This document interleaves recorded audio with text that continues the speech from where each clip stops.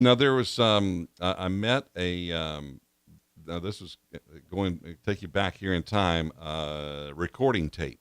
There were two engineers from Ampex who this is when I worked at public TV in 1991, 92, and they came to talk about how the process of making recording tape, videotape, audio tape, even hard drives at that time. But they said Moody Bible Institute. Mm-hmm. Oh, him? Oh. What? Your camera. Ah, well, so be it. It's you, me, Kathleen. Good thing I look good today. There you go, darling. Continue on. I'm sorry. Yeah, it was tape. So Moody Bible Institute, been around forever. Oh, yeah. And they were talking about how they keep up with their audio tapes. Now, this is way before YouTube, so probably most of that stuff they've already archived. But anyway, they said that they would take the reel-to-reel tapes and just do a slow, well, not fast forward, but there's a between play and fast forward. It's kind of like a slow roll it, they call it. Yeah, And from one end to the other, and exercise the tape to keep it alive. Oh. And it that was in the 50s. They had tape from the 50s. And that's, Kathleen, where we get the phrase slow your roll. Whoa. I say that all the time. I can't back that up. Well, That's where we get the phrase back that up. No, that's not what we get. Sorry. what? Sorry, folks. Wait, keep it on me for a minute. I can look at myself. I I gotta fix my hair. You need to get your due did. What do you use your camera for? Well, we were outside at World Youth Day. And of course, Eric Wilkes and I are up there singing, and all of a sudden, bloop, bloop, bloop, bloop. And I was like, no, I have to finish this song. And so it rained and it poured, and all the little piggies went wee, wee, wee. All the way home. All the way, and they tried to get in the cafeteria. I wonder if Father Ryan's awake. Is he on today? It doesn't appear that he is online yet. I've been monitoring this, but... Okay. Father Ryan was having a bit of a nap, so Ew. I'll just call him and make Got sure. a little bit of a sleepy time. No, he's not... He's offline. I like that. Hello. They sell this on TV. Do they now? Ba-ba-ba-boo. I gotta find it. Hello, just making sure. Okay. Okay, that's cool. Jeff shall await your call. Oh, I don't know. I think he does. Well, whenever you're up and running, we'll get him in the call. Yep. Squonky. Standing by. All right. As soon as his Skype machine decides it wants to turn on. Okay. Now it's showing he's online. Dare I hit the call button here? I don't see why not. Do it. Do it. And away we go. Yes. Calling Father Ryan. Come in, Father Ryan. Are you there, Father Ryan? Yeah, hang on one sec. Trying to get the... In the bathroom again, are you, Father Ryan? His toilet sounds different than Earth toilets. Yes, And sir. if your poo is magnetic, that would mean something. Holy moly.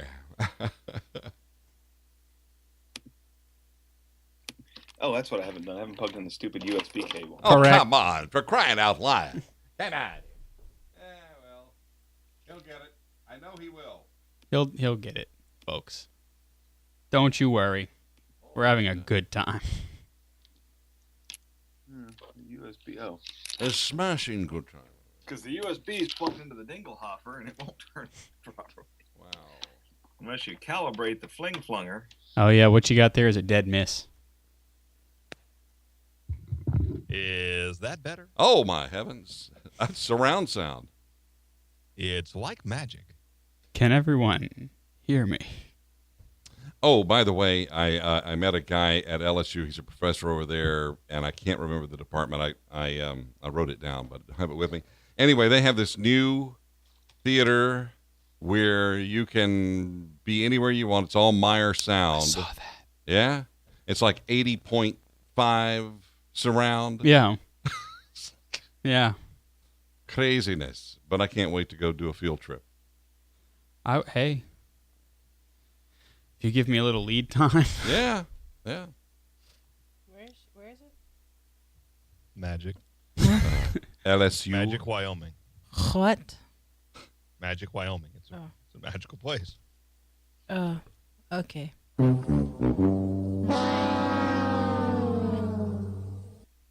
Sorry, Kathleen. Sorry. I almost hooked up a confidence monitor for you so that you could look at your hair during the show. But I don't have anything to prop it on. I can turn this one around since I'm not going to be using it. Look, all day in the rain, and look how cute I am. Oh. Is that bad? I'm wearing navy today. I'm trying it out. Navy is a Old good Navy? color. I Or feel like new there's a lot of blue going on though. There is. You In that almost shot, yeah. you favor your mom today. Including those eyes of yours, Kathleen, huh? Yeah. I do have some blue eyes. Yes, they do. I mean, they blend in with everything over there. Nice. Thank And you. mine are just tired eyes today. Shades of blue. There used to be a song called Angel Eyes by Ace of Base. Have you ever heard Behind Oh, yeah. these. Oh wait, no, that's Carrie Underwood. Angel Eyes. Right. With You're thinking those of Ace of angel Base. eyes. What did I say? No, she said Ace of Base. You said Ace of Base properly. Yeah. Father Chris did not. What did I say? Other things. Sure. I said Carrie Underwood, I think. Yeah. Who sings Hazel Eyes? Hazel Eyes is Kelly Clarkson. Clarkson. I was about to say. I can't. Yes. I don't know these popular things. Yep. I'm going to go get something to eat. Do that. Handful of almonds, I'm What you got over sure. there? I go get. Almonds. He always eats almonds. There's nothing but almonds. But it is a good snack. They're almonds. Almonds. Oh, please Excuse don't me. say it that way. That's Are like you saying pecans. Ew, gross. Don't say that. What about Colorado? Is it That- Colorado or Colorado? I say Colorado. I do too. But I also, for a very long time, said jambalaya. Oh, I don't say that anymore, though. jambalaya. Yeah. Yeah. We. And I hate when people come in from up north and they say New Orleans.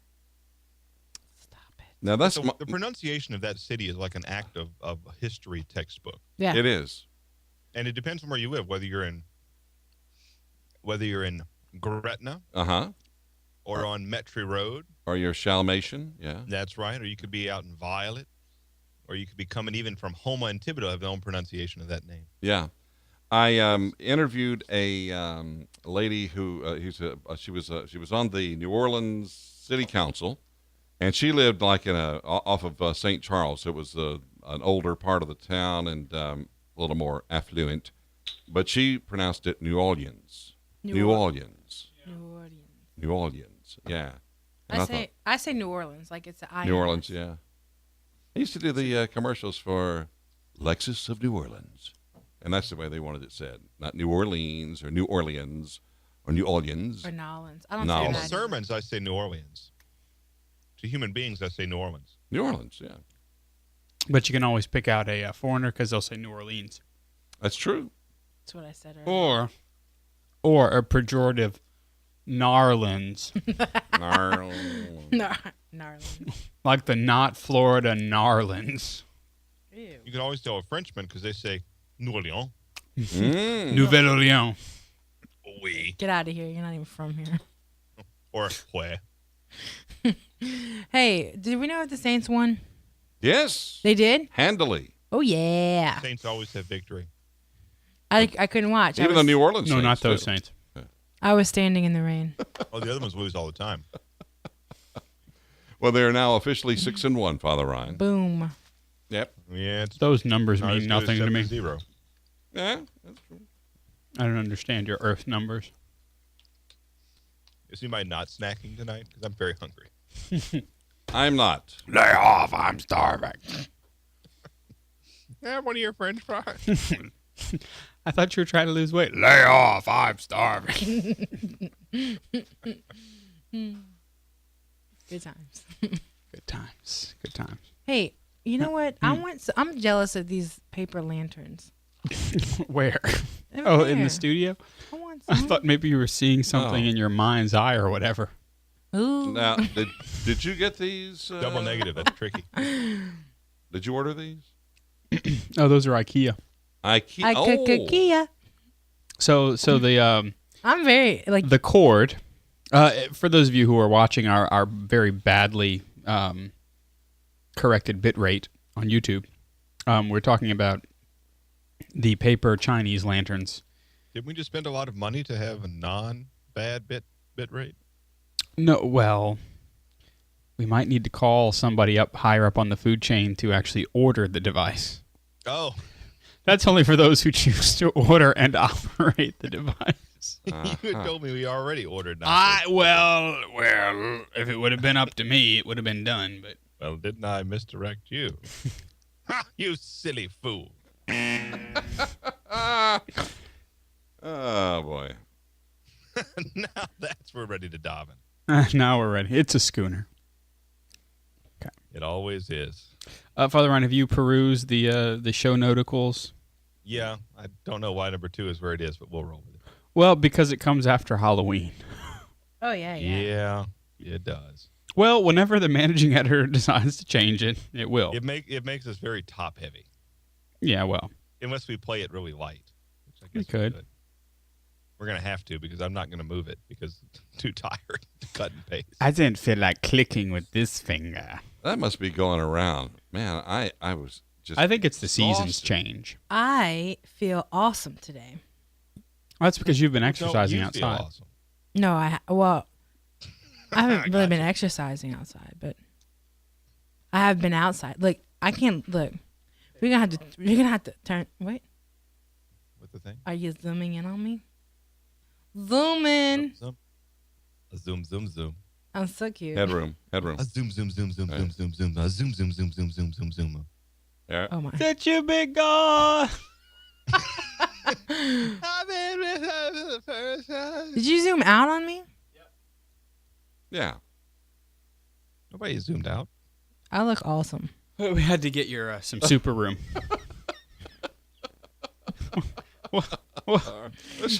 Every time I look over at Father Chris, it distracts me. I'm like, ooh, there I am. Oh, I look awesome. Don't you mean whoop? There I am.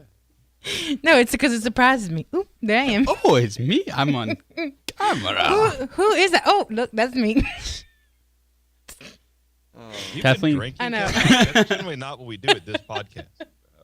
I don't even know what's going on in my life right now. She's very modest. You know. Try and unlock my phone. Is it gonna bite me? Is it gonna bite me? Is that me? No, seriously. Try to lock my Just phone. place your finger. Now place your finger lightly upon that dot. Is it gonna bite me? Oh, It says nope. how you did that? Oh, Do you believe in magic? Is that a fancy new in one? Kathleen's heart. Is that a 5? It is. Oh, 5S. I have a 4. Yeah, I took the leap. Look. We need to talk about this new thing. iOS 7. I'm not happy. Well, Me either. Well. Oh, You yes. should put it on the rundown because... Put it on the rundown because Kathleen. No. You should put it on the rundown.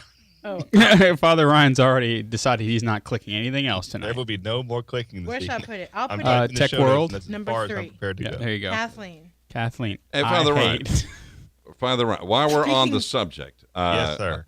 I told Father Chris this evening, I'm planning on going to Verizon tomorrow and getting me a Galaxy because this doggone thing, and I got a iPhone Or should we talk 4. about that on the show? We could, but I don't Put it wanna in the do- show notes. I don't want to.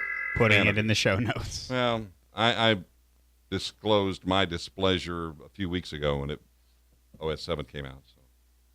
Yeah, I'm not a huge fan of OS 7. Well, I mean, my phone seems to work harder. It takes a long. Like I went to delete some email messages the other day, and Don't normally forget you this just for the click, show, by the way. Boom.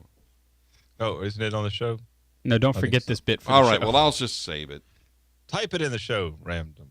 But off the air, the regular show air, Mm-hmm. and we're among friends here. Mm-hmm. Yeah, you're our friend. That every last one of you, thank you for being with us. One But- of us. Do you? I don't know. How do you feel about making that move to So say we all. What? Uh-oh, no one got that. I got it. I just Battlestar Galactica. galakataka. But no, I think it'd be great. It's going to be a little challenging, Jeff, if you're used to using all of Apple's sharing services. No. You have to switch to Google for all that stuff. But well, Google seems to be at least trying to do something about it, kind of taking the lead and making it more user-friendly and accessible. That's another thing about Apple that ticks me off. Everything being so proprietary, and you got to, play by their rules. And no, you can't share that. No, you can't send that to anybody. You got to go over here and save it and then, redo something. It's just like, I'm tired of it. Well, yep. Google can be a little evil that way, too. There's no, okay. Good way to do all of that. Quit. I'm going back to my flip phone. There you go. That's the way to do it. You show that future who's boss. That's right. Disconnect totally from Listen here, connected world. Yeah, in your face. And in your face's face.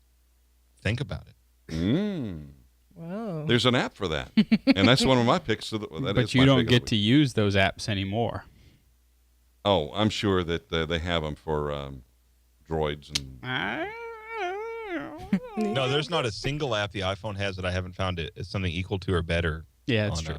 Yeah. Okay. It's not always as pretty.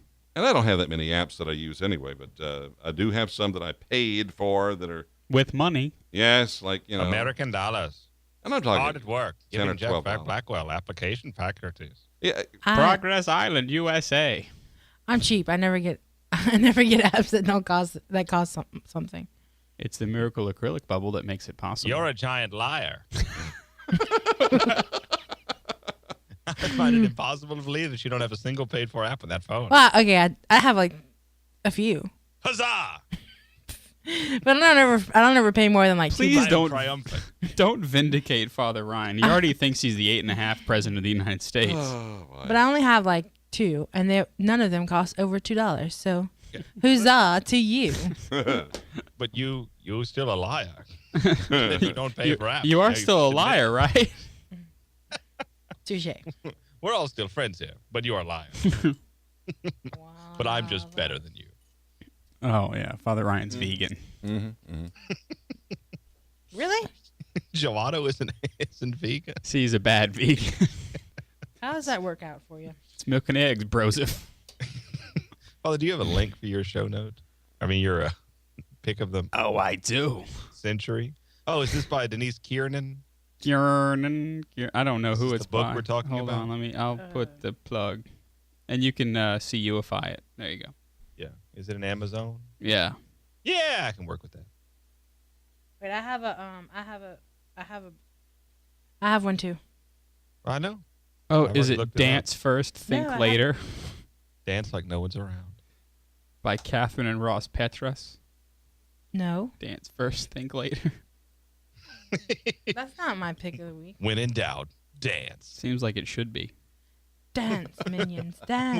When in doubt, break dance. When in doubt, karate dance.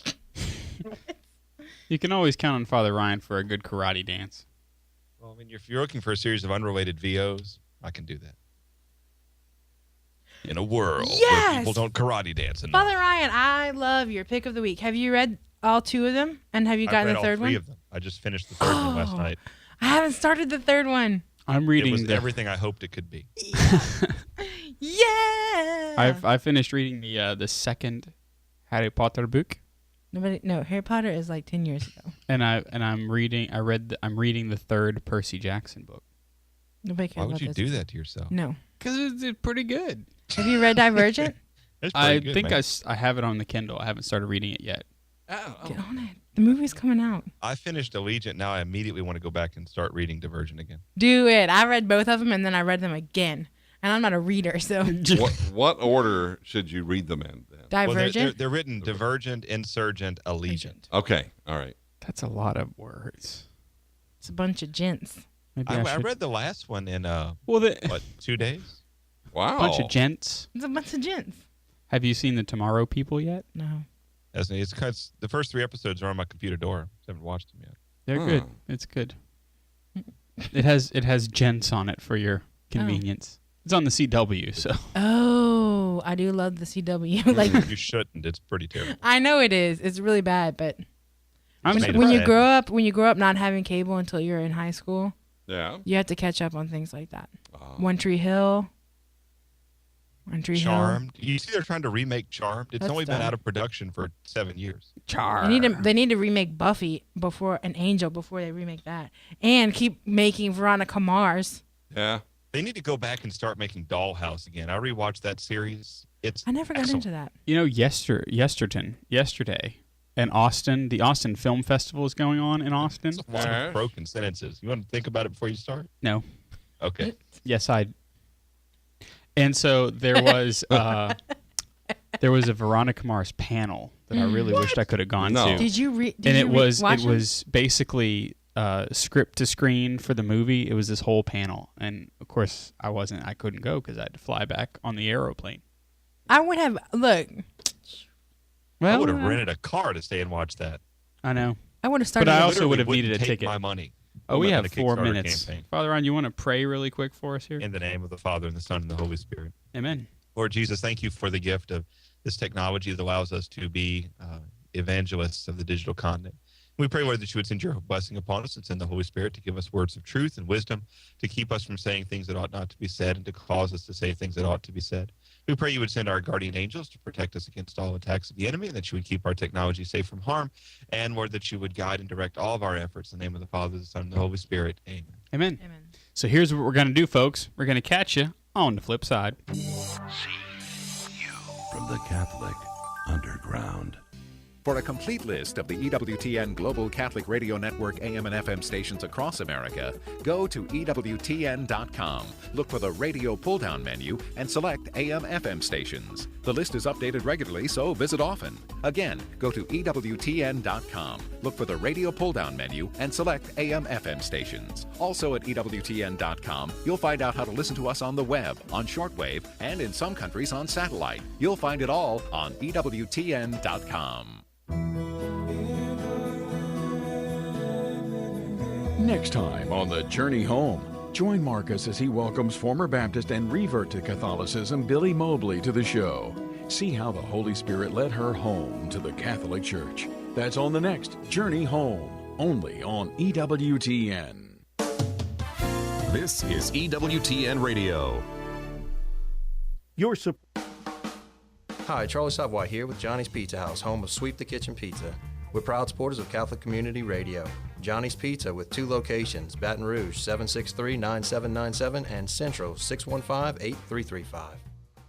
St. Mary's Books and Gifts supports the mission of Catholic Radio in Baton Rouge and carries items such as books, art, and sacramental gifts. St. Mary's Books and Gifts is located on the corner of Florida and Sherwood Forest Boulevard. St. Mary's Books and Gifts, 272-4030. Citizens Bank and Trust is a proud supporter of Catholic Community Radio. Citizens Bank and Trust. Online at citizensbankandtrust.com. That's citizensbankandtrust.com. The Baton Rouge Hunger Walk takes place Sunday, November 3rd. All of the proceeds stay local to help Catholic charities, the Holy Grill, and the Baton Rouge Food Bank end hunger. Walk with us at the 2013 Baton Rouge Hunger Walk, November 3rd. Find out more at CatholicCharitiesBR.org. Catholic Community Radio is a 501c3 nonprofit organization, and your financial gift is tax deductible. We are here for you, but we can't do it without your help. Log on to CatholicCommunityRadio.org today. Weather on Catholic Community Radio is brought to you by the National Weather Service and sponsored in part by you. Log on to CatholicCommunityRadio.org to make your donation.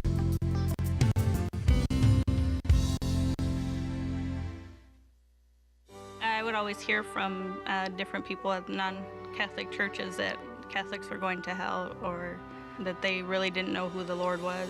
The Catholic Church is not all what people say it is. I mean, it's completely different. There's so many stereotypes. It's very possible to know the Lord, and it's very possible to have a relationship with God in the Catholic Church. I believe I was born into the Catholic Church, and that's where I belong. If you've been away from the Catholic Church, visit CatholicsComeHome.org.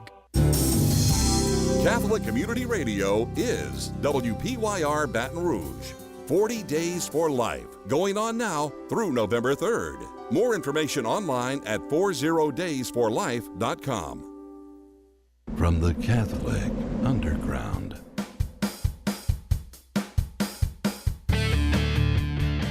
Today on the show, as we lay dying, rising for the upcoming Holy Day of Obligation, should your social network include young'uns, some back chat, picks of the week, and so much more? The Catholic Underground starts now.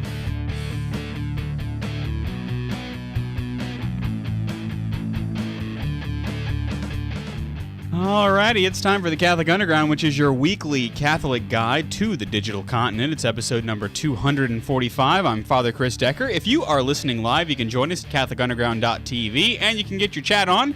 A special welcome to our listeners around the world, and to those of you joining us on television, and those of you updating to OS 10 Mavericks. We welcome you. Joining me this week, we got Father Ryan Humphreys. He's the rector of the Minor Basilica of the Immaculate Conception in North Louisiana. Hello, Father. Hello, world. We're going to have to shorten that title. Can I just call you Rector Emeritus? No, you're still there. Anyway, Kathleen Lee, teacher at St. Joseph's Academy in Baton Rouge, and our Faith Ninja. Hello, Kathleen. Hello, here I am. Jeff Blackwell is a technical director. He's also Commandant of the Jeff Star 1. If you need to know what that is, go back a couple episodes, won't you? Hello, Jeff. Did you say young'uns? I did. I said young'uns or yuns if you're from Philadelphia.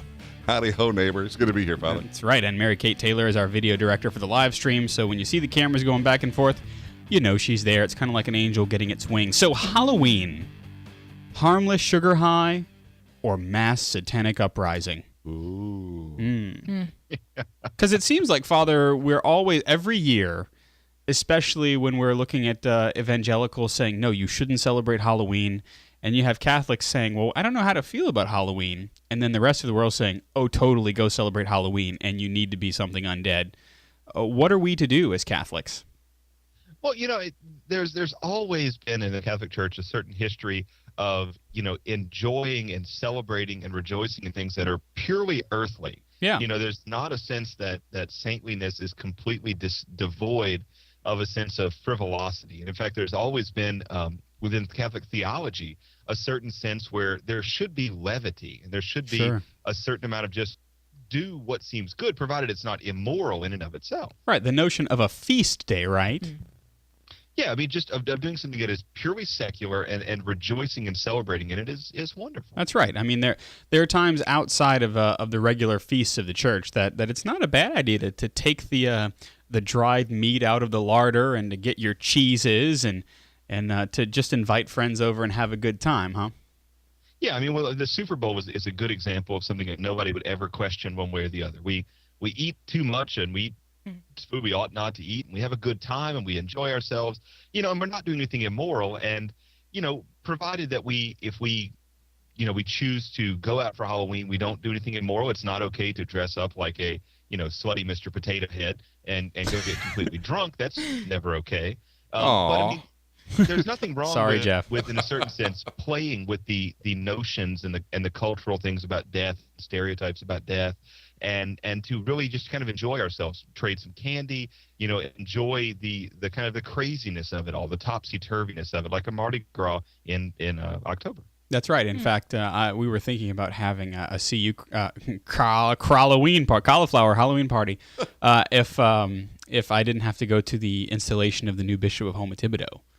Because I was working on a costume and everything. So what's more important there? Yeah, bishop or bling. I don't know. I'm not sure. Now you'll never know, Kathleen, what the costume was.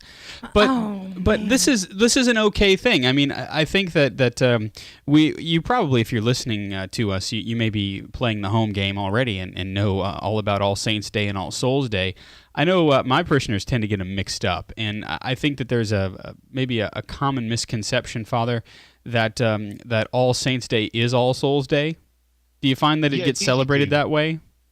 Well, I don't know that they necessarily celebrate that way, but I mean, in certain cultures, there's always been a fascination with death. Especially in South America, the Spanish tradition, but the Aztec tradition even more so.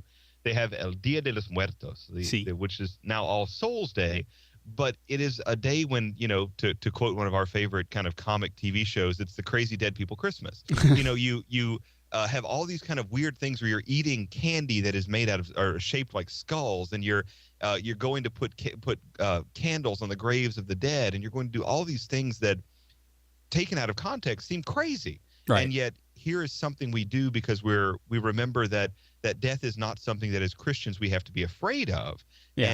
And that that's a transformative idea. Exactly. And do you think that maybe our world's kind of fascination with death and dying, and I would even say the occult to some degree, that seems to be divorced from a notion of Christianity? Kathleen, do you think maybe this is where we get the idea that death is scary and zombies are scary? And sure, because we talked about this a couple of episodes ago, that everybody is all about this post-apocalyptic world, looking for redemption but never finding it. And I wonder if like this notion of, well, yes, we are all going to die, but our world doesn't quite know what to do with it outside that Christian context. Yeah, there's something I think fascinating about things that are lifeless. You know, on the other side, there is no soul to it. There is no being to it. And so I think that's, the fascination with the zombie movies and the zombie shows and ghost shows, and because it's unknown. Yeah, it's unknown and unpredictable, really. Mm-hmm. So we don't know how they were. When you're thinking about ghosts and stuff, like you don't know how they're going to react or how they're going to,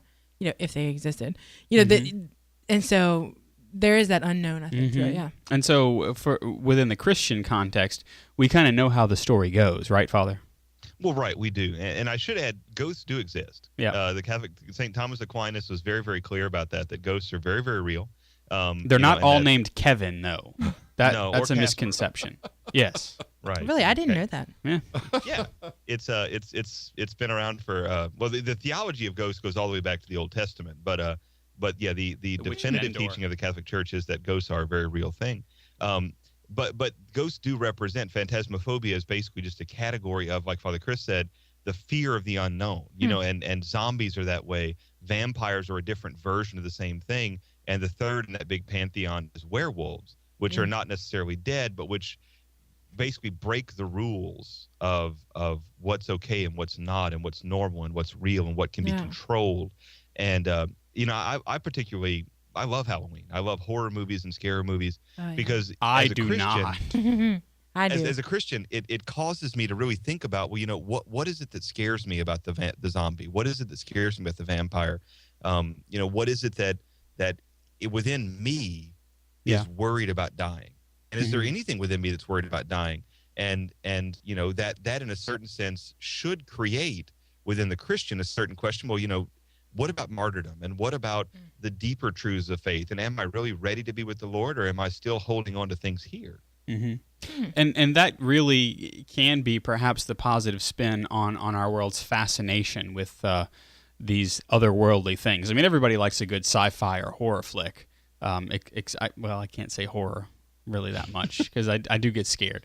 I love them. Yeah, but Kathleen likes them. Jeff, do you like horror movies? Yeah, I'm okay with it. I just don't like the gore movies. I like the. Maybe I'm with that. I take a good thriller, something that's a little spooky. Not Michael Jackson Thriller. That is, but something that kind of chills you. I'm okay with that. But perhaps this is a way of doing exactly what Saint Benedict asks of us, and that is to keep death always before us. I think, Father, that's a good meditation on it. Is that this genre of film, perhaps of literature, exists so that we might make a kind of a secular meditation upon death and join that to what our faith tells us about it. Yeah, and remember the great message, or one of the great messages of Jesus, is that he has conquered death. Yeah. And so people have reason to fear when they have no connection with the Lord. And Christians in a certain sense are able to just kind of chuckle and laugh, because even if somebody does, walk up to the altar while I'm saying Mass and shoot me in the face with a bazooka, right. I have no reason to fear that. It may not be pleasant, but I have no reason to fear it. I have a feeling it would not be pleasant. No, that's true. And so the Church, in her wisdom and beauty, builds this in to the month of November. And so we celebrate All Saints' Day at the head of November, which is a celebration of all of those who have gone before us in faith and have arrived. We have great certainty have arrived in heaven, because we know that whether it's someone whom the Church has declared a saint with a capital S-T period, or if it's one of our holy relatives that perhaps has been long gone, we can have some assurance that if they died with Christ, if they died with the sacraments, if they died having received viaticum, there is a great sure and certain hope that we have that there certainly are saints in heaven that are praying for us, that have gone before us, and that who show us it can be done, it shall be done, as Jesus said. And then we celebrate All Souls Day on the 2nd of November, which is kind of all of us, those of us who are still striving here on earth, and also those souls in purgatory who are awaiting beatitude, who are awaiting heaven. And that kind of begins the whole month. And then throughout the rest of the month of November, Father, we have the Book of Remembrance, where we especially remember those who have gone before us. Right, and traditionally November was always associated with the month for that. It's the end of the calendar, because remember, the beginning of the Christian year is Advent. And so with the traditional calendar, it was actually kind of the make it up month. Whatever Sundays you didn't get done before, you would have the 13th Sunday after Pentecost and then the 19th Sunday after Pentecost, and you just fill them in. Yeah, you just kind of had this bit of a mess of a month. But of course, isn't that perfectly human? You have the junk drawer, and Thursday was or not Thursday, but November was the month where we kind of brought all this to life. We said all the right masses and caught up on everything, and we prayed for the dead, and we asked the holy souls in purgatory to pray for us, and we meditated upon the end times. And at least that part in the new calendar continues to be the case. Beginning this next weekend, more and more the readings will be apocalyptic. They will be revelation. They will be these images of the end of the world, which of course sets our heart and mind aright for Christ the King. Yep. And then we begin again the new year meditating and waiting upon the Savior who is to come. Those are some of my favorite readings whenever we speed up towards Christ the King. And we start reading about the apocalypse and all these things. And the Valley of Dry Bones. The Valley of Dry Bones, yes, and those being animated. I really like that time within the church year, and Christ the King is actually one of my favorite feasts, I think, because it really, for me, it's a very hopeful meditation, a very hopeful meditation upon where I'm headed personally, where we're headed collectively, but also it prepares me especially for Advent. That in a sense the apocalypse itself is fulfilled and comes about the way God intends it in the birth of the little Jesus in the manger. Mm. That little blip in human history that happens to be the blip that changed it all. Yeah. I myself, I like November. I do. It's a good month. It's a good month. November, you're doing fine. So speaking of death, it's going to happen to all of us. This could be a breaking news. Never. Thing. I know. Well, Kathleen plans to live forever. That's true. It is true. Yeah. But only if, like, Mel Gibson, would it be? Was he in Forever? Yeah, was that Forever Young? Yeah. Yep. I don't know. Would you want to hang out for the rest of eternity with Mel Gibson? Oh. Yeah. Probably get boring. There's an opportunity for some bringing back to Jesus for that one. Well, maybe so.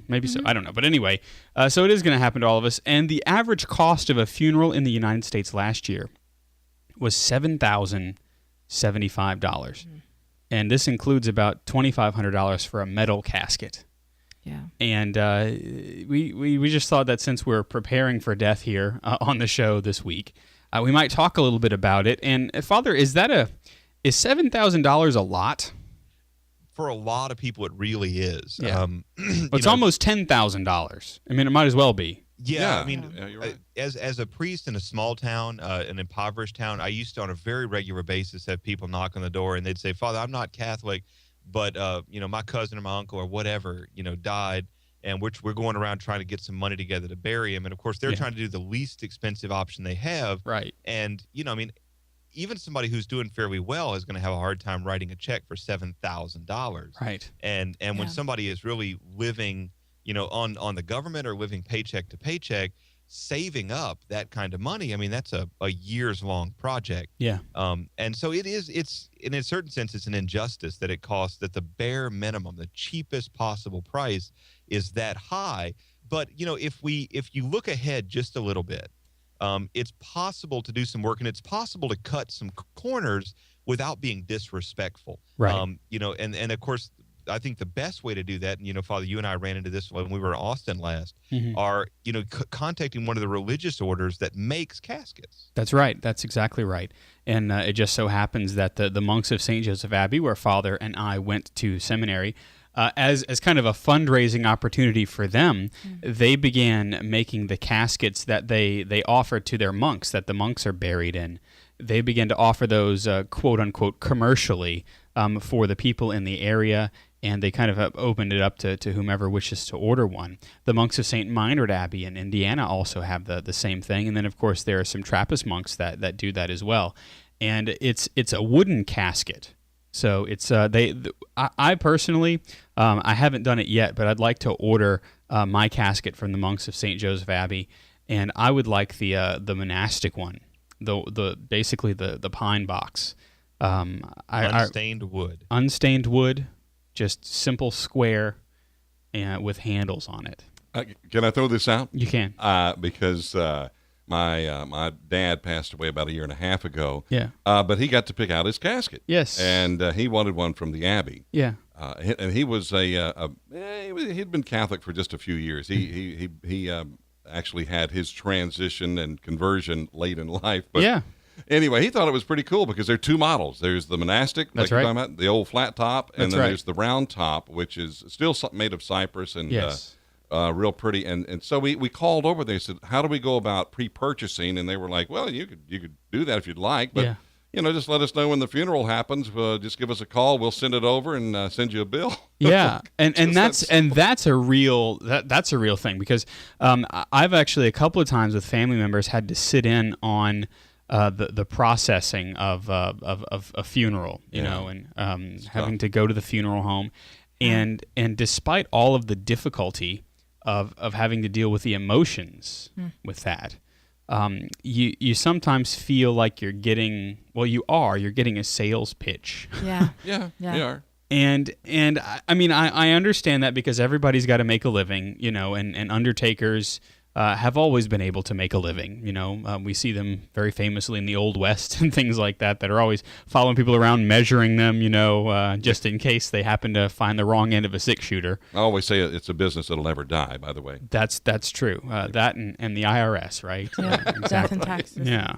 And so this is kind of one of those cost-cutting things, if you want, Father Ryan, correct? To be able to buy a casket from the monks.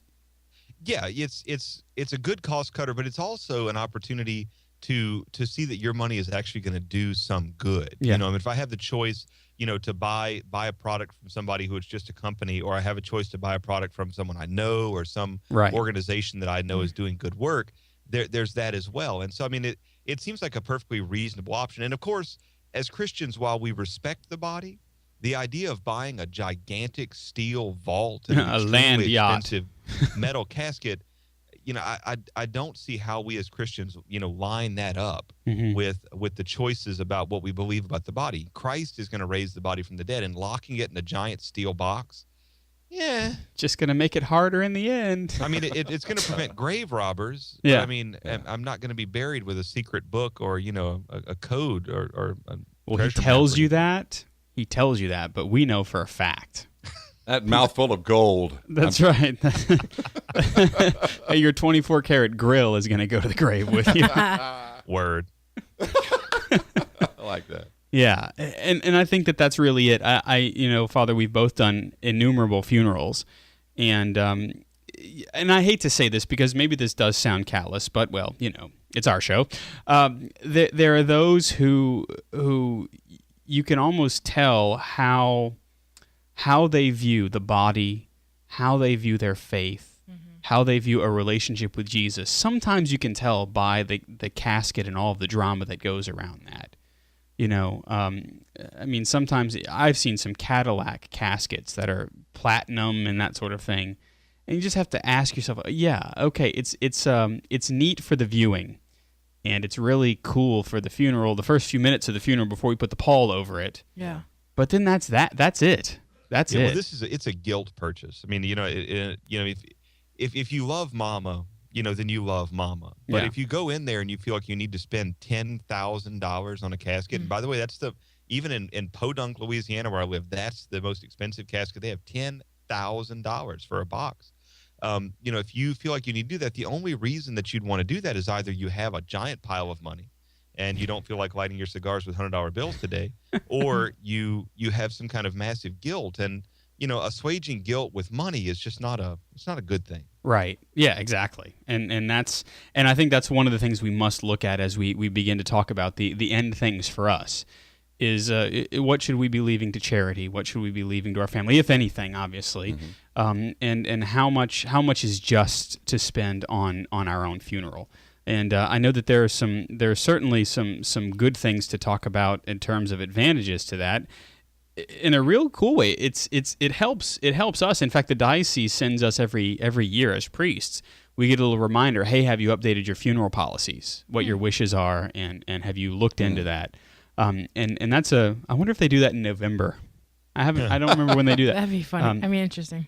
But it really is a good thing. Not only am I keeping death before me, but it also provides an opportunity to pray about my own mortality, and then to think about having to, maybe if you can deal with the funeral home while you're alive. There you go.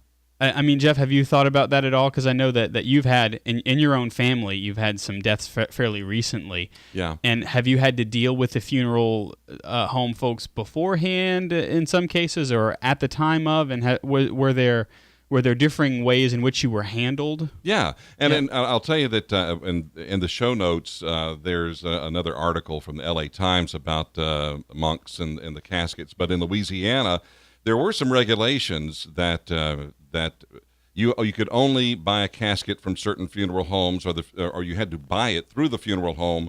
You had to use the funeral home's specific florist, for example. So the laws have changed in Louisiana. And because of that, years ago, actually, it was after my wife's father passed away. It was like, well, I better start thinking about this. I was in my 30s, and we did go do some pre-planning. Yeah. And it was something we had to pay for in advance, but they'll work out the financing and what have you, and you can pay it over time. And fortunately, both my dad and my daughter, we had a life policy that we bought when my daughter was very, very young, just a child. So that helped out a lot. And even though you were talking about the average cost, I think my daughter's funeral was around $8,300, and we already had the plot paid for. So you're looking at $10,000, $11,000, and we got the cheapest casket we could for her. So, but I wanted to tell you that this funeral home we dealt with, they were easygoing, and basically everybody that worked there or that was in the management are Catholic. Yeah. And they were pretty cool about it. It's like, look, you can buy a casket from Walmart. Online. Yeah, I've seen them. You can use that if you'd like. We work with the monks all the time. We use theirs. We have some, for sale. But they were very open to our choices and gave us some choices. So they made a pretty tough time a little more livable, if you will. And that's good. And most funeral homes aren't trying to hassle you. No. But I know sometimes they can move in for the hard sell, Yeah. At a very vulnerable time. But it's such a beautiful opportunity to be in ministry. Yeah, it is. To do your job as a ministry, because I've run into some that are not taking that advantage. And that's one of the things I really like about the funeral homes that I get to work with, especially in the country, is that they are your parishioners, or they are close to your parishioners, and that can be a real gift. I also certainly want to mention the Knights of Columbus.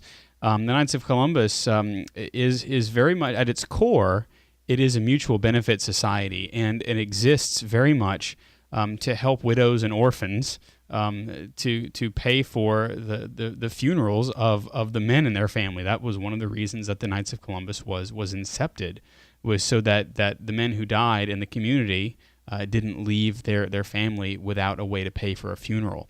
And so that might be something that you can look into if you want to start that now, to start planning ahead, to look into some of the policies with the Knights of Columbus, because it's a very easy, where the money is going that you're investing, and there is a reason. There's a reason that we're doing it. So that is our meditation, our brief meditation upon death.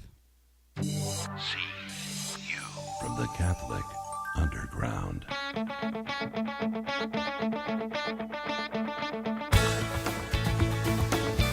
Alrighty, it's the Catholic Underground. I'm Father Chris Decker. We got Kathleen Lee sitting over there. We got Jeff Blackwell, Mary Kay Taylor, and of course Father Ryan Humphreys. And we've been talking a little bit about death and dying. Our picks of the week are coming up, a little bit of redemption. But we think we might want to continue with the theme of things that should be buried. And for that, we go to our iOS 7 burial correspondent, Kathleen Lee. Can we talk about this? I know I'm a little late on the update, but a couple of weeks ago, and I haven't been on the show since I updated. A little red badge showed up on my phone here, and it was the update. And I had been, kind of tooting my own horn and saying, well, I don't have an update. It hasn't given me the message. And then lo and behold, shows up. They always find you. Oh, and so I am the kind of person that I need to clear all of my messages. Yeah. I can't have little badges. Father Ryan's like that too, aren't you, Father? I'm crazy. Yeah. Hey, I never said anything about being crazy, but I did. Oh. So I looked at it and I was like, well, and then, I said, I'm going to wait this one out. You can stare at me all you want, little red badge. It ain't happening. And then, all of a sudden, everything started to break, slow down. And I was like, are you kidding me right now? Been working fine for 2 years. Yeah. So then I updated. And? I hate it.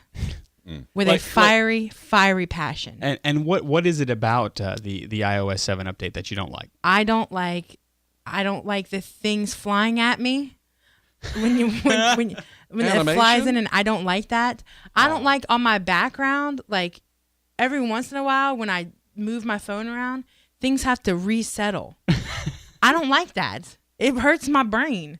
I don't like it. I don't like it at all. I don't like the graphics. I don't like that my photos has now turned into a rainbow flower. I don't like it at all. And it's funny because as an artist, you love it, don't you? I'm kind of cool with it now. And now I have gotten used to it. Yeah. Well, as Apple intend, they presume that you will. And and every time I'm not a big proponent of change. I don't like it in my life.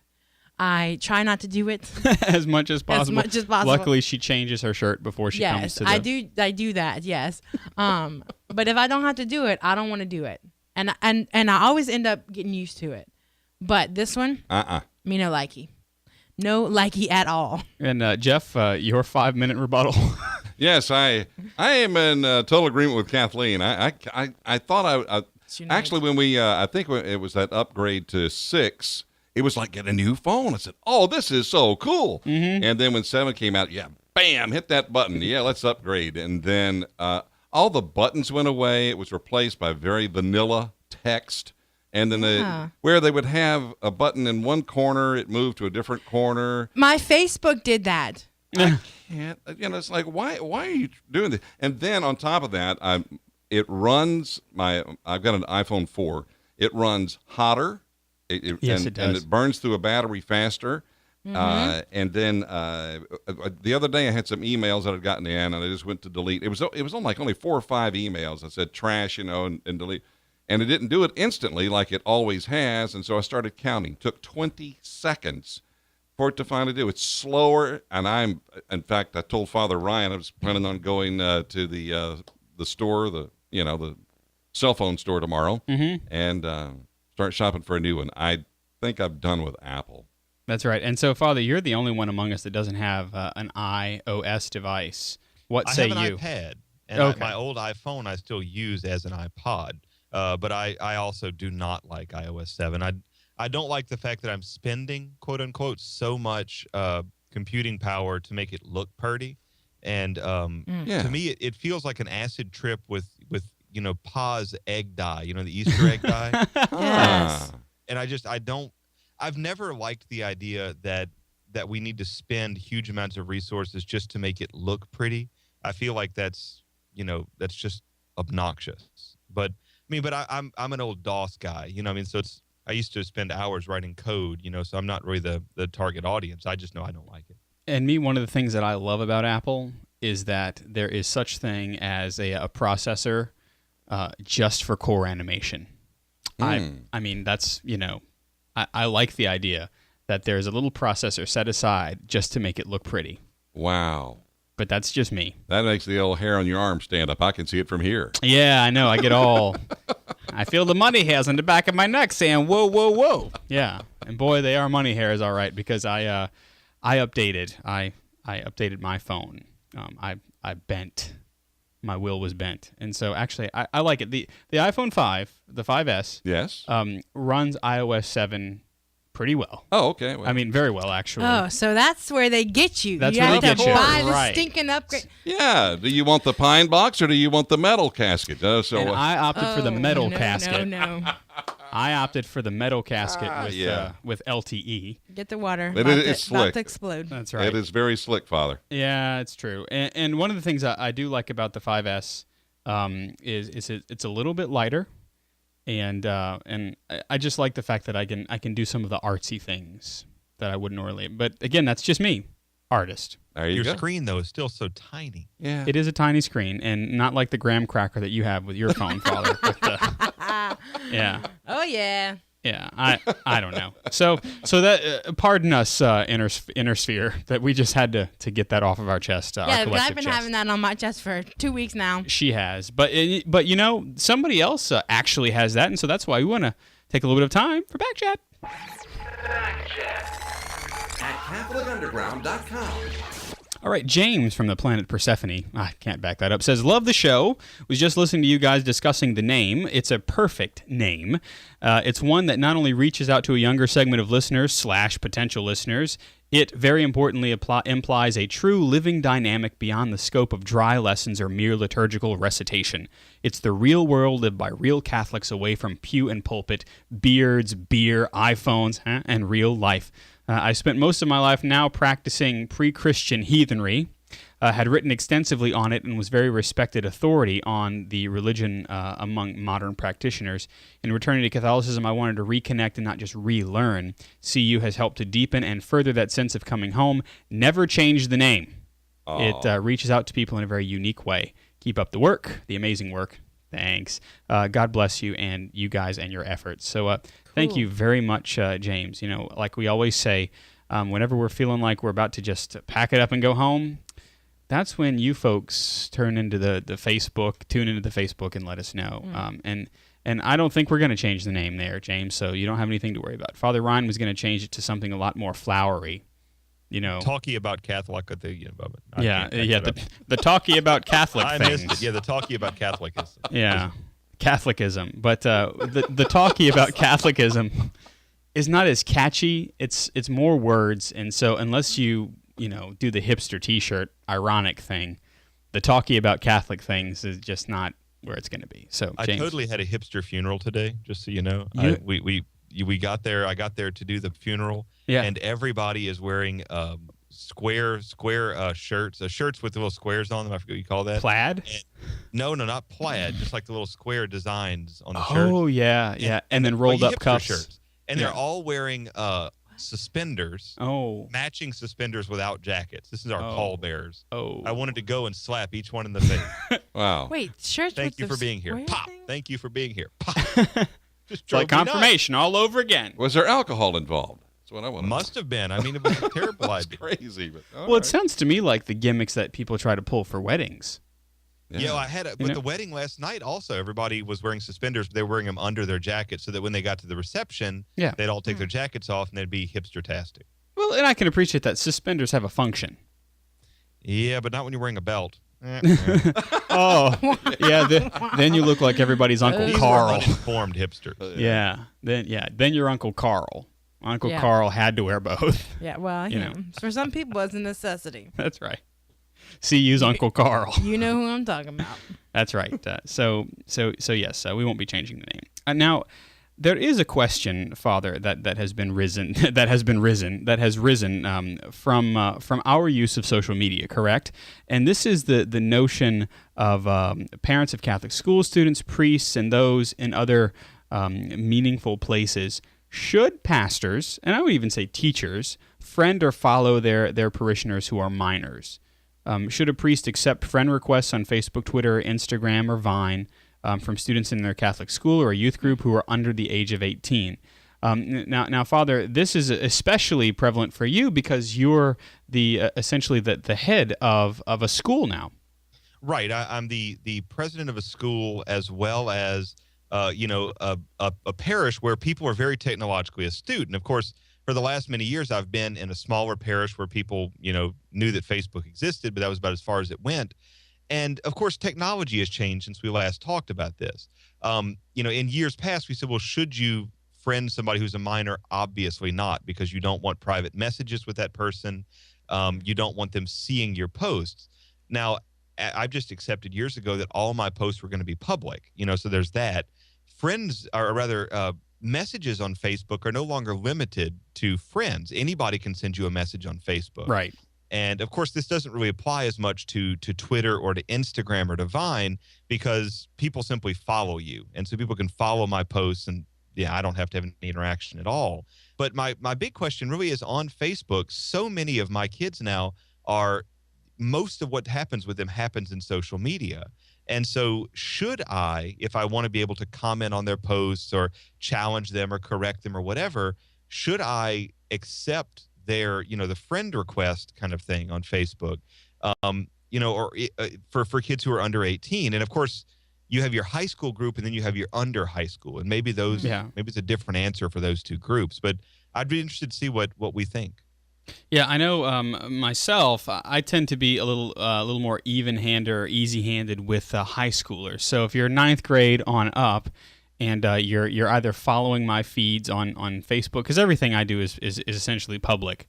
I don't have a special feed for those who aren't. I really need to look at my security settings, I guess. But if you're in high school and you want to friend the priest, I will never reach out and friend another. And of course, I guess that's just semantics to some degree, but I won't friend a young person. Yeah. But if they request to be my friend and I can judge that they're mature enough, then I'll make that choice and go, okay, well, that person, I know them outside of Facebook, and I'm willing to let them follow my feed because I know that or I know their parents, right. that kind of a thing. But it's I generally don't friend young people. Or rather allow them to friend me. I don't know. You're in a different position, Kathleen, because you're a teacher in a Catholic school. Yeah, we have a pretty much written rule that if they're a student or of student age, that we shouldn't friend them. Yeah. And so for me, and the girls at my school, they know it. They don't test that. They know the day of graduation they can befriend me after they've walked across the stage and received their diploma and are in good standing. Yeah, they can befriend me, and I love it. I love befriending them and then seeing where they go, because I usually see them every day at school, and so there is that relationship. But it becomes different when they move away, and it's been and this is only my third year teaching, so I've only had 2 years of graduates, but it's been really cool to see how they live their life. And some of them I have to be like, those choices. And see, that's why the good thing. You're dressed up as a teen mom for Halloween? Really? They'll see me comment or like, and they'll be like, oh, Miss Lee, blah, blah, blah. I heard this song, it reminded me of senior retreat or whatever. And, it's been really cool. But, even I've gone so far as I have family members who are in high school, and I don't friend them. Yeah. Because there's too much like friends of a friend, and then they can, and not that there's anything on my feed that would be, inappropriate. Yeah. I that went the wayside after about 3 months of living on the wild side. That's right. Was nothing. But like the majority of my feed is stuff that's going on in the diocese, and in the chat room, Domcom4367 says, so long as the interaction is in a clerical or mentor capacity, I think it's okay, but lolling people's pictures or being chummy is awkward. Yeah. And I would agree, Father. We were talking about this before the show, that there's a difference between interacting and being a creeper. Yeah. No, there definitely is. I mean, if some teenage girl wanted to friend me, and I would go then and look at all the summer pictures of her, and her friends, that would be creepy beyond imagination. But I went to the dance, last night, our homecoming dance, and it was wild because the lights were low, and yet it was bright because every soul in the room spent the whole night looking at their phone. Wow. And besides the fact that's just weird, it's a reality of the way things are, and on the Facebook place where I posted this question before, a lot of the conversation is going back to the Virtus policy, or the Protecting God's Children policy, which of course says, you ought not to be friends. A priest should not be friends with a minor. Right. And of course, our very own Joshua Blanc says, well, Virtu says that, but as we said at the beginning of the question, Facebook doesn't make it possible to block messages from people. So you're either on Facebook or you're not. Right. And it's, of course, I'm not going to post anything that's inappropriate, but, it's one of these questions where if we're not involved with them at some level, then we're missing a significant portion of their life. I mean, and in a certain sense, probably more significant than the part we actually see them. Because this is where most of their interaction, this is where they're learning about things. This is where they're encountering all different aspects of how you deal with things, and we're not teaching them. And so, I don't really know. I haven't really come to a conclusion yet. I'm going to probably talk to the parents at my school, but I think it's one of these things that we can't simply say, that a group of people at some company have looked at the Facebook policy and made some kind of random discussion. Yeah. I feel like it's not reasonable to say we have a policy that is now 6 months old, because that policy is old. It's completely out of date if it's 6 months old. That's right. Yeah.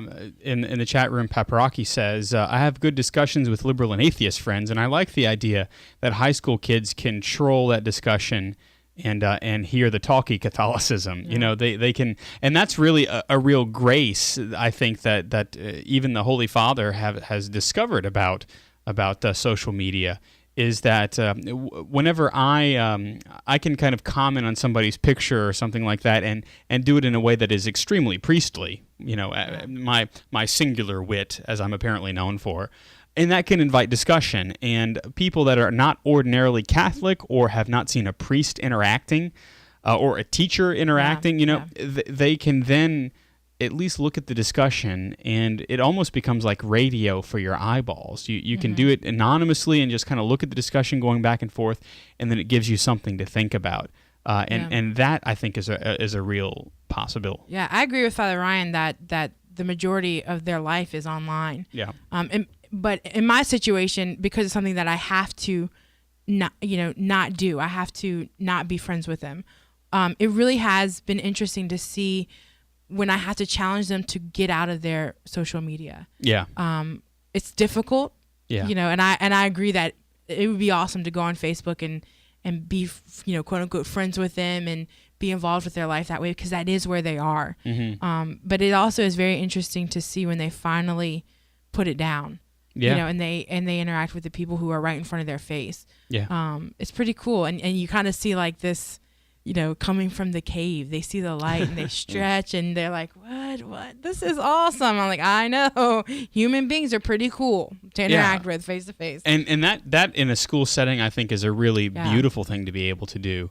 And in a sense, you're kind of in a different space than like the priest is or whatever, which is why I think the priests are certainly important on the digital continent in that way. Other things from the chat room. The chat room really likes this discussion, obviously. Father Campo says, we have a social media best practices guide. Part of it says that we should not friend a minor without written permission from the parents. The reason was given is that a parent has the right to know that you are speaking to their child. That might be something to look at, Father, an idea of a best practices guide that would work on the diocesan level, maybe, or in our case, something like that. Also, Paparaki says, Facebook friend is not the same thing as a real-life friend. The question is whether you are open to sharing public square discussions within the Facebook environment. And that's there you go. And, of course, Dom Cobb just says, it burns us. Yeah. True. Yeah. It really does. It really, really does. And so, I don't know, Father, does that help with your think-o-matron here? I think it does, but the thing that really stands out, and the insight that I've had earlier today that I think really stands out, is there's not a long-lasting solution to this problem. Well, it's going to evolve. We have to look at it and say we're in an evolutionary moment right now. Obviously, we're not going to continue for the next 10 years with people staring at their phone 24 hours a day. I mean, you're on the road, people are texting. That's already starting to go away with new voice technologies and things like that. So we're in an evolutionary moment right now, and in 5 years, it's not going to look anything like what it looks like right now. Yeah. So the idea of a long-term policy is absurd, and it feels like it's got to be, something that is itself evolutionary, that says, what's the right solution at this moment, given the technology, and we're going to reevaluate it with the school board again in 2 months. Yeah. Because at that point, it's going to be a different question than it is now. Right. And, I think that's how I'm going to approach it, is asking the school board and asking the parents.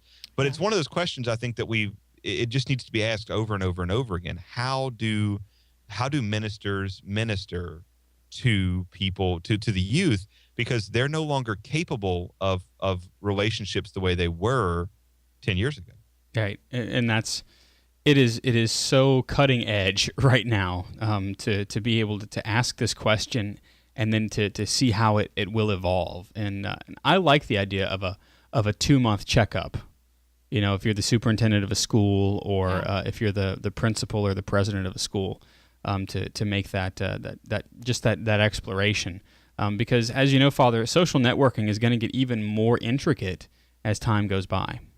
Well, yeah, I mean, just if you look at the way things happen now, for the longest time it was Facebook and YouTube, and that was it, easy enough. Yeah. Now it's Instagram, now it's Vine, and whatever other weird kind of thing shows up next week. Of course, Snapchat is out there, Path is out there. Neither of those are as popular, but my kids more and more are using Snapchat not just for sexting, which is what it was kind of developed for, right? But just for most of their ordinary interaction. Yeah. They don't want records kept of their conversations, and so that's just becoming more and more common, and we've got to constantly be adapting to that mentality. Now, I'm never going to use Snapchat; that would be crazy, but there is a certain sense of we've got to really be asking the question over and over again, almost every month. Kathleen uses Snapchat. Oh man, I didn't want to. I did it. Yeah, you totally. But again, you can use something like Snapchat in a virtuous manner. And I've had students try to Snapchat me. And no. This is for adults to send crazy pictures to each other. Oh yeah, and the majority of my Snapchat pictures are pictures of myself. Like just making funny a dumb faces. face. We've got to qualify that. Sorry, my bad. We're just gonna pictures of my face. Just and I look like a fool. Because we know Kathleen enjoys pictures of her face. Have you ever seen her between 6:30 and 7? She's pretty much just staring into the camera, making eyes, or cutting my eyes at there it is. Yeah, she's looking up at the monitor. Look at you. Yeah, exactly. All right. Well, that being said, I think we need to go over to the CU Pick of the Week. Boom. Kathleen, why don't you recover from the hole I throw you into for that? Going first.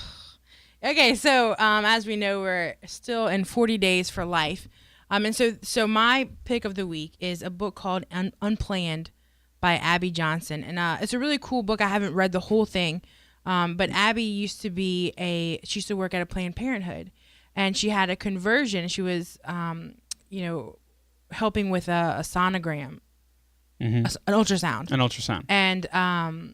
And she saw the life on the ultrasound. So the ultrasound was before the abortion was supposed to take place. Yeah, and so she saw the life and it totally changed her heart.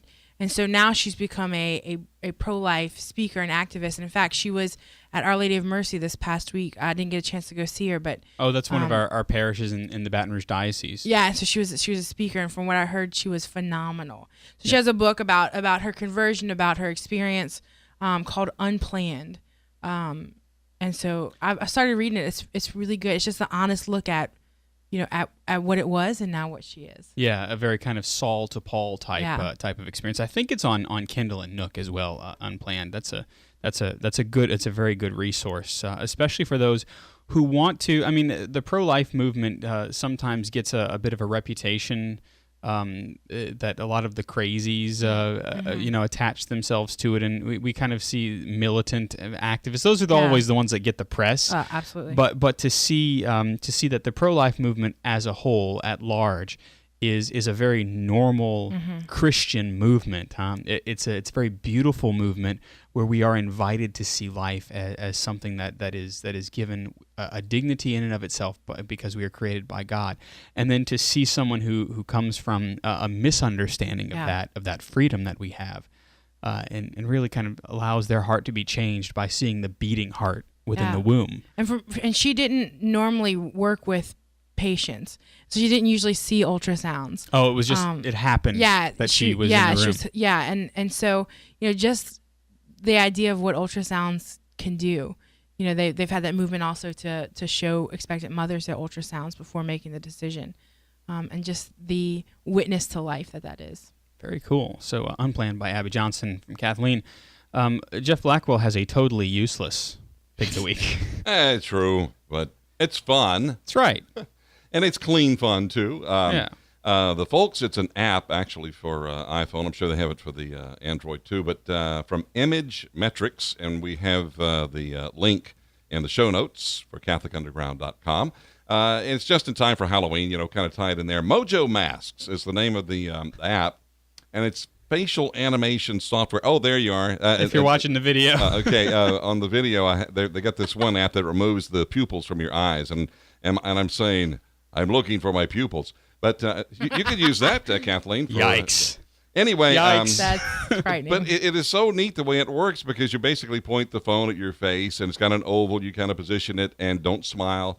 And then it kind of remembers all those measurements of the face and then puts a mask over it, and you can actually talk, and it's an animated little mask.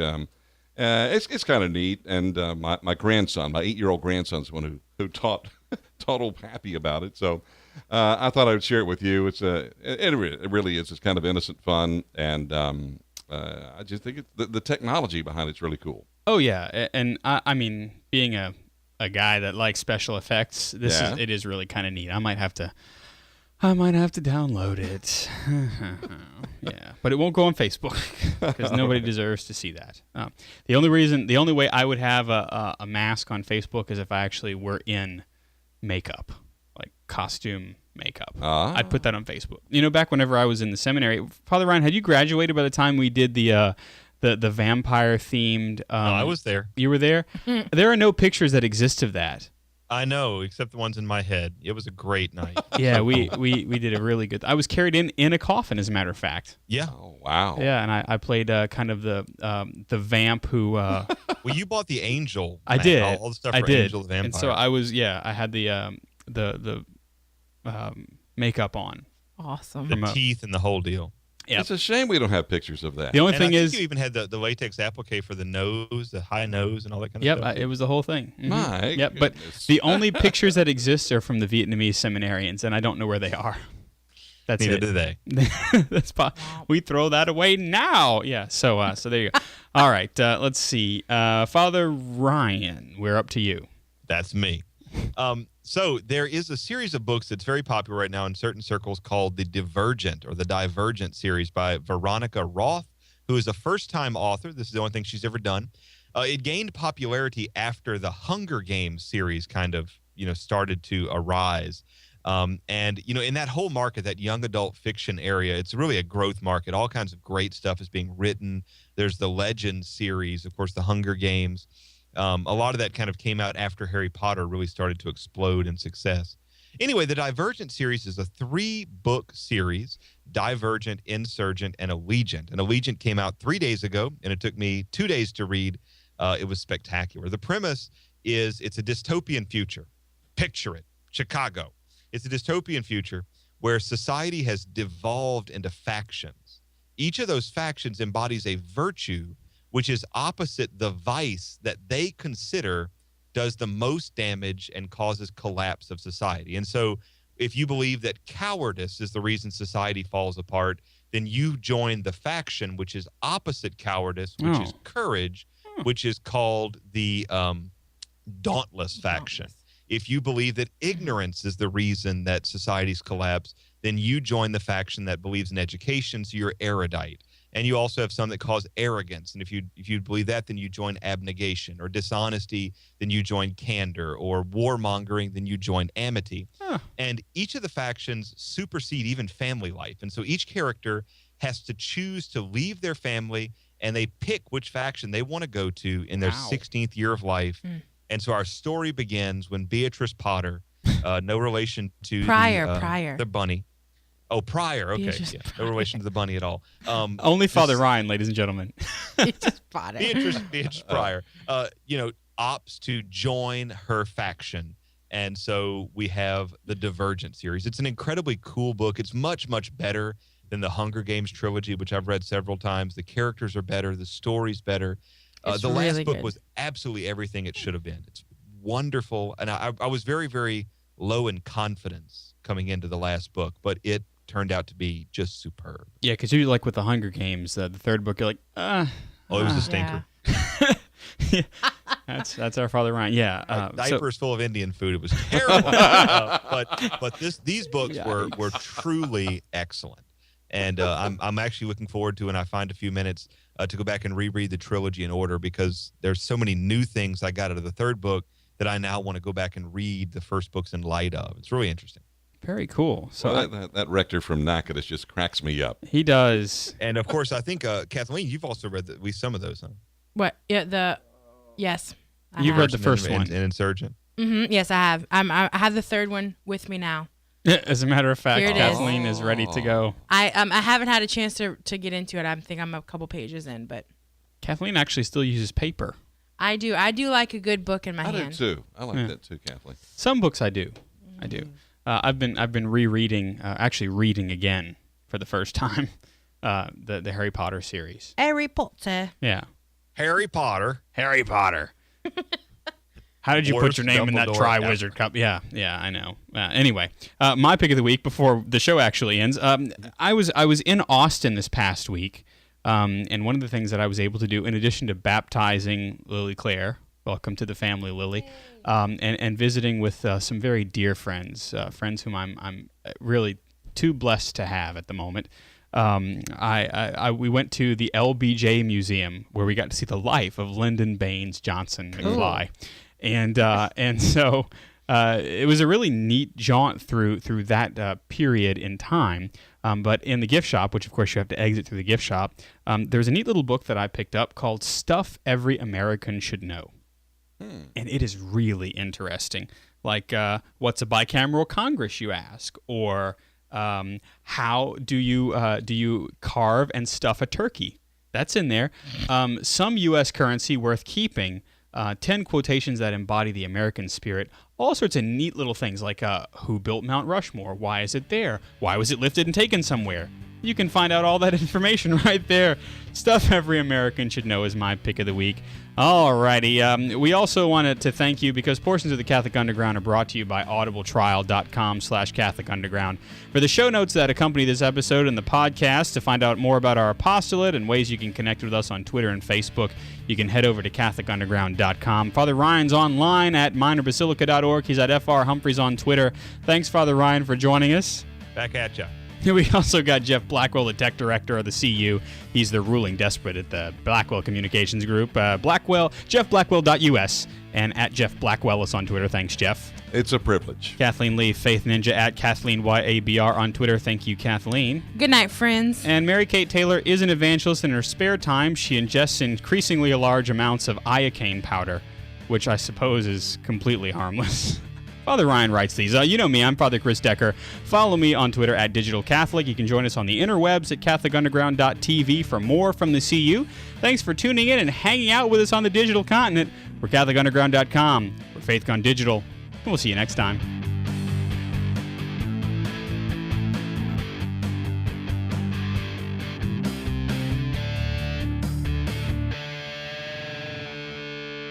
From the Catholic Underground.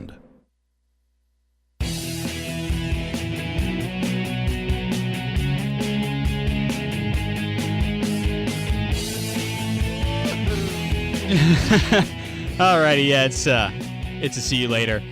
The burning question: is Kathleen going goth? No. Black fingernails, next week purple. Black lace and too much eyeliner. What's going on, Kathleen? They're purple. Inquiring minds want to know. They're purple, but they just look dark, and it looks because I'm pale and pasty. Oh. But it's fall. I'm trying to go fall with my colors. Oh. And that's the rest of the story? I might go with darker hair. Now page 2. Next week. Oh, do you But dye it's your falling. hair? Yeah, I didn't always, but it's kind of a thing. Well, I don't ever get crazy. Mm-hmm. Like I just I might only go did a once. little bit darker. I know, didn't you? You used to. Yeah. You used to put the unnatural colors in your head.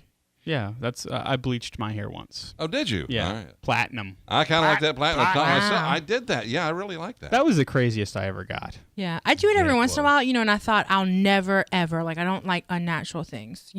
I'll never probably get a tattoo. I'll never.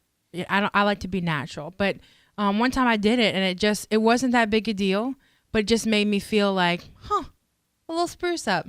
There you go. Pap Rocky says I don't ever go like dark black. you should go Gothic Cathedral. So that's like dark eyeliner, some grays in the eyeshadow, and then a flying buttress. Some gargoyle wings. And a flying buttress.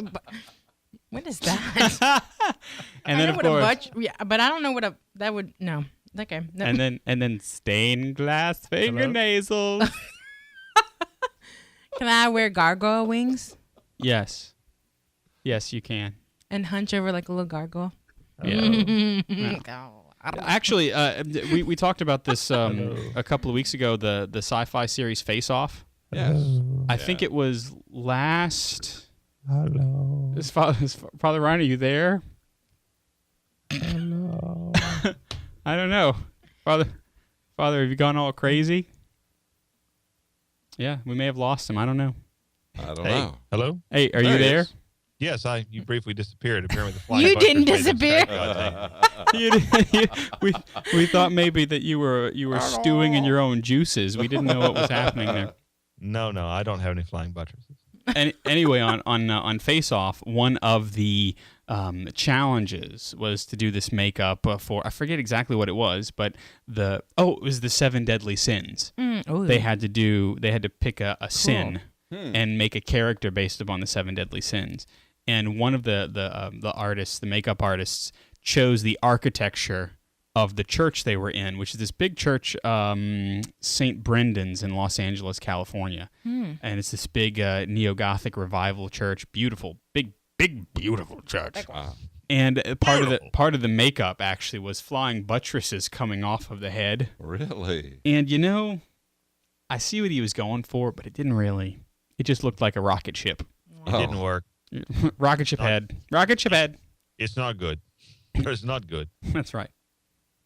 We didn't talk about Mavericks and how much I hate that. Should have put that in the show. We could do that next week.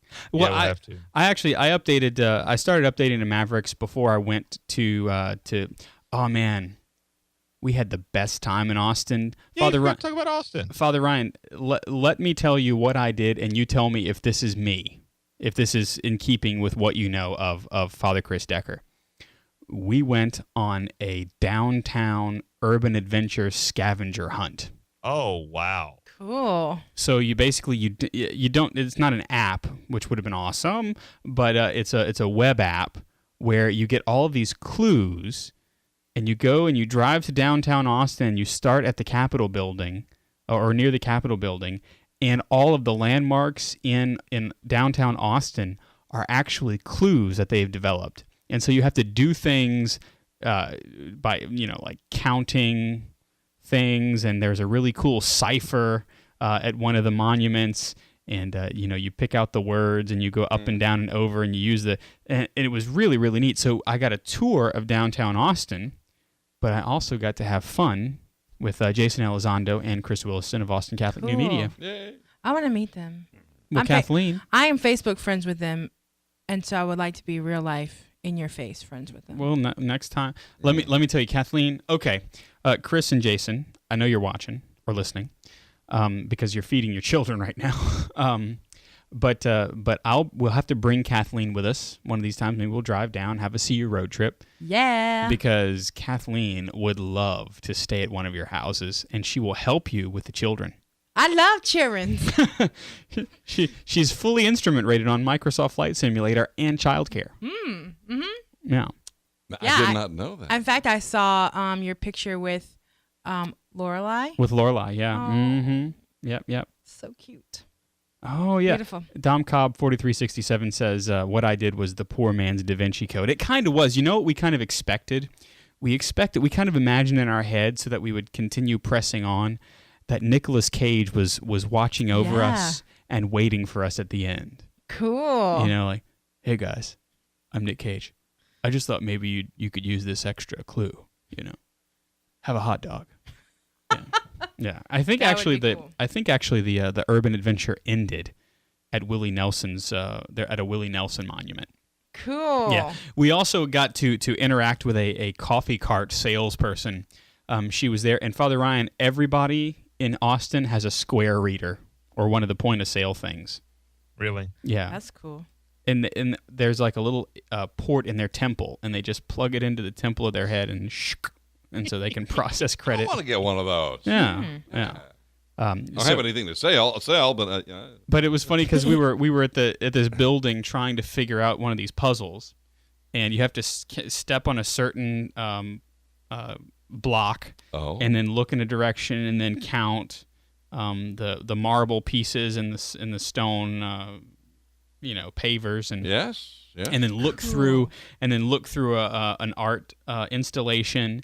And then see what common object is seen through it, and that sort of. And so we were just trying to figure this out. We may have cheated on that one a little bit, but the coffee salesperson, the girl that was at the coffee cart, was just kind of watching us and laughing the whole time.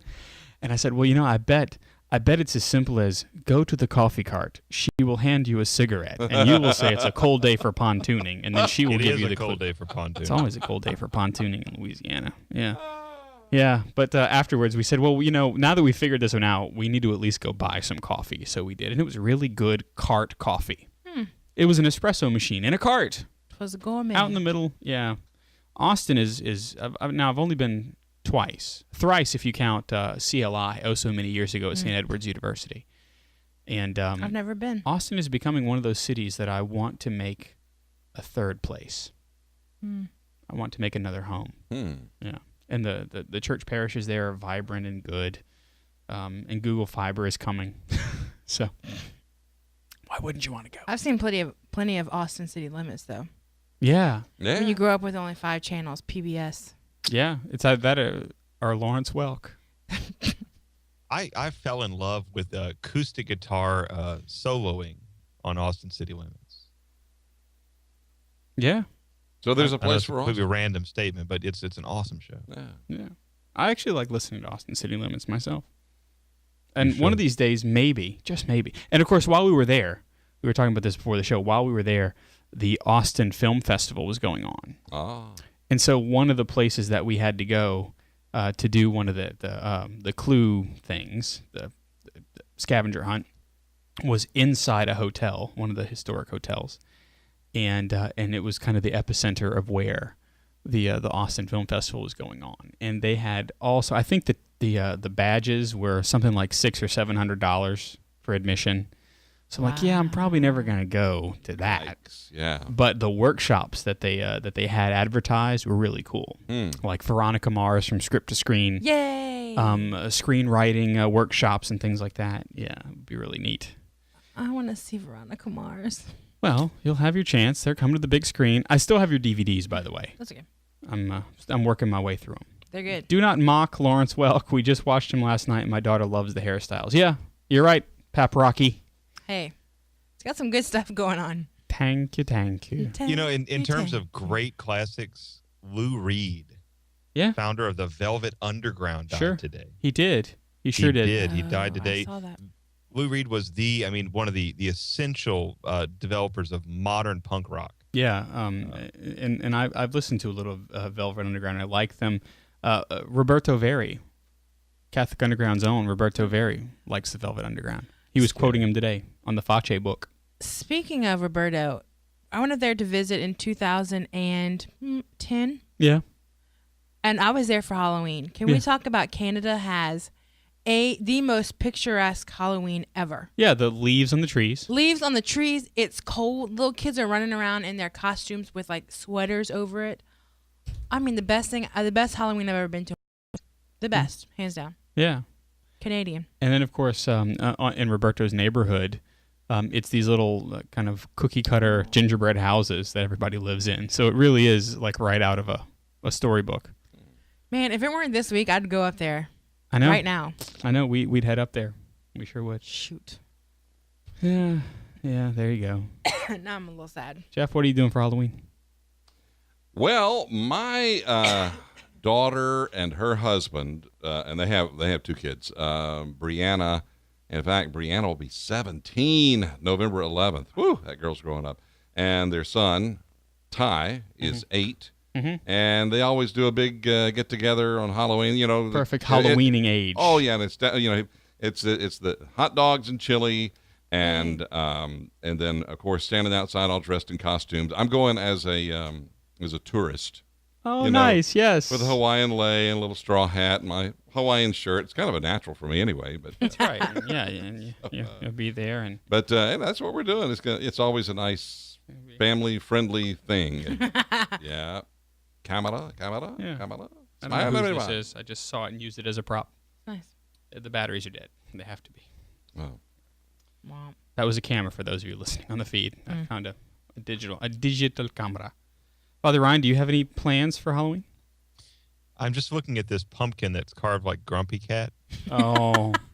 I really want to do a pumpkin carving, but I don't like the smell of pumpkin innards. Really? Oh, well, I want to bake a pumpkin pie. I like don't touching the No, But no, I'm not going to texture Halloween here. issue. We have an anticipated mass for All Saints Day that night at 6. Yeah, we have to work. And two, my rectory is in a place where there's no actual families. Yeah. We're the It's the historic shambles. church downtown, and so we don't actually have any kids who are going to trick or treat to my area. So yeah, in my zone, it's the same thing. I have oil storage tanks, and they don't trick or treat. They don't dress up either. Yeah, you're kind of out in the middle of nowhere. But when they do, they put out a gigantic pumpkin. It takes about 800 pounds of candy to fill it. And that's Boom. Fool. Yeah. Wow. Yeah, we were gonna do a little impromptu kind of CU Halloween get together over at Bayou Land Computer Solutions in Abbeville. Oh yeah. Yeah. I was working on my Dipper Pines costume. That would have been awesome, wouldn't it? Well, I mean, it still could. Gravity Falls is coming back for another season, and I have my hat. I have the hat.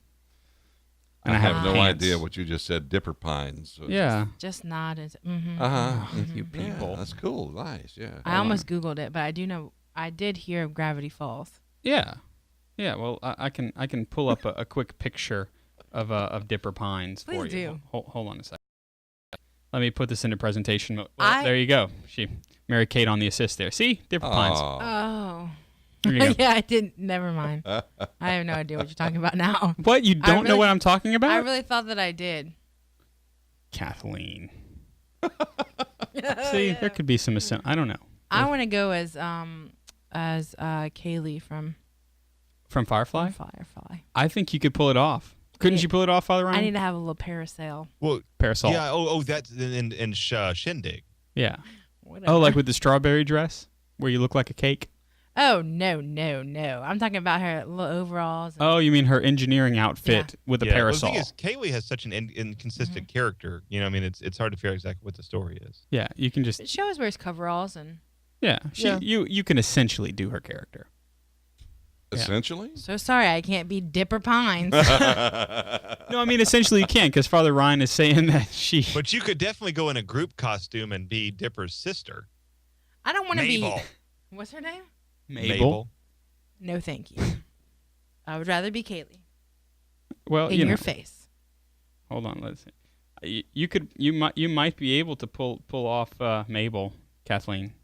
Don't even put it up there. Is it going to be? Yeah, it's totally up there. Oh my gosh. With braces. Yeah. You see? You No. could do it. You know, she's got her little novelty sweater. That rainbow My thing. hair isn't that long though. I'm working on it. Yeah, that's true. And now everybody sees, behind the scenes they saw. Zoop, Quickly zoop. behind the scenes. Yeah. Yeah. I'm looking at my now I'm going to look up Kaylee Firefly. Look with her little with her parasail. Parasol. With an O. Parasol. Now, Kaylee with a parasail, that would be quite an undertaking. Yeah, because it'd be in space. Yeah. Or there'd be reavers involved. Yeah, they rip your flesh off and then they tear up your parasail. And then they start to work on you. Thank you. All right. Oh my. Yeah, I think we've devolved here pretty badly. We have. We thank you as always for devolving with us here on the See You Later. Mm-hmm. And there's been no alcohol involved in this. None at all. I'm telling you, it's been kind of loosey goosey tonight. I like it. Yeah, I long for the day that the See You Later becomes one of those kind of wine parties, where we can have a glass after the show is over. We can kick back, maybe even move to another section of the studio. That would be nice. And do the See You Later. Will there be? Can we be at couches and stuff? Yeah, that's what I'm thinking. Smoking jacket. Jeff totally in a smoking jacket. Mm-hmm. Even though I don't smoke, but in the library with the pipe wrench. Can we have margaritas? Well, now you've combined two of the weapons: the pipe wrench and the smoking jacket. There's the pipe and the wrench. Oh, the pipe is the pipe is. TMR 1013 wants to know how you got to the podcast so fast. Oh, because I didn't stick around for jambalaya. Ugh. Yeah.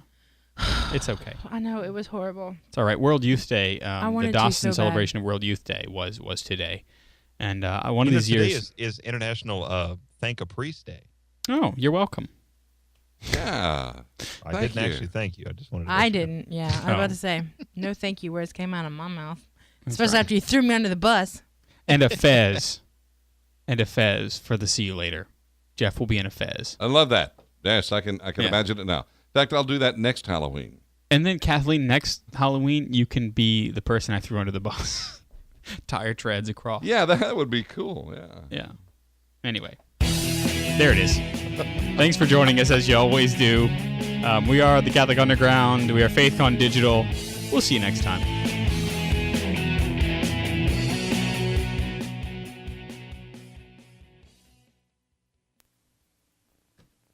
And that's officially a wrap. It is. And to all of those still in the chat room, we salute you. We. Peace out.